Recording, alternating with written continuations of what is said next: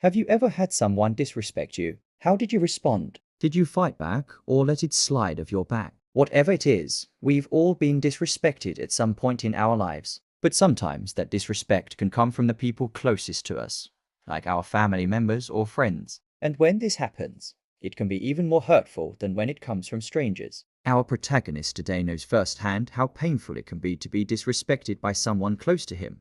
When he was just a little boy, he used to get constantly bullied at school. But instead of letting it get to him, he decided to fight back and show everyone that he doesn't deserve the disrespect. So if you want to see how our protagonist fought back against those who tried to hold him down, then stay till the end. A boy who knew what it felt like to be bullied and disrespected swore never to let anyone treat him or his loved ones that way again. He grew up with enough trauma for an entire lifetime. His parents were abusive and would often fight with each other, leaving him and his two younger sisters alone in their rundown house with only a TV for company. He would spend hours watching TV, which became his escape from reality. However, when he turned 7 years old, his dad left them for another woman and his mom was forced to work extra shifts to make ends meet. This meant that he had to take care of his little sisters and the house while his mom was away. One day after school, he heard his sisters crying and went to see what happened. He found them being harassed by a couple of older boys. Although he was scared, he stepped in and told them to stop. The bullies got angry and beat him up, leaving him bruised and bloody. From that moment, he knew he had to do something to protect himself and his sisters.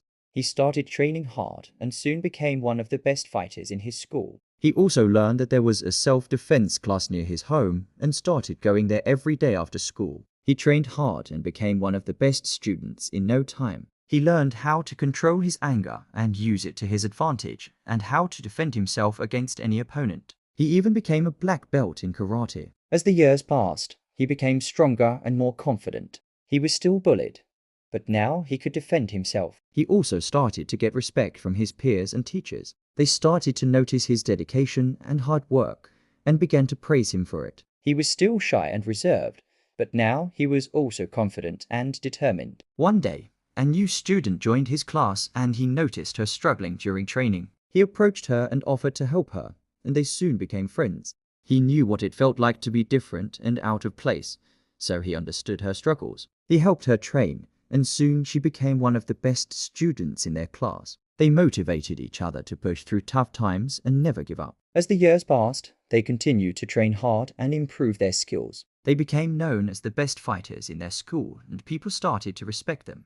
But they never forgot where they started and always helped new students who were struggling. They became role models for their school and inspired others to never give up and always strive to be better. He never forgot the pain of being bullied and disrespected, but he refused to let it define him. Instead, he channeled his anger and pain into his training and became one of the best fighters in his school. He also found a friend who understood him and supported him, and together they became a powerful force. They never gave up on each other and always pushed each other to be better. And in the end, they became successful and achieved their goals. They became so good that they were offered a chance to participate in a national tournament. They accepted the challenge and prepared hard for it. They trained every day and studied their opponents, determined to win. On the day of the tournament, they faced tough opponents and had to dig deep inside themselves to keep going. But they never lost sight of their goal and fought hard to achieve it. In the end, they won the tournament and were crowned national champions. Their success didn't go unnoticed, and soon they were offered a chance to train with the best fighters in the country.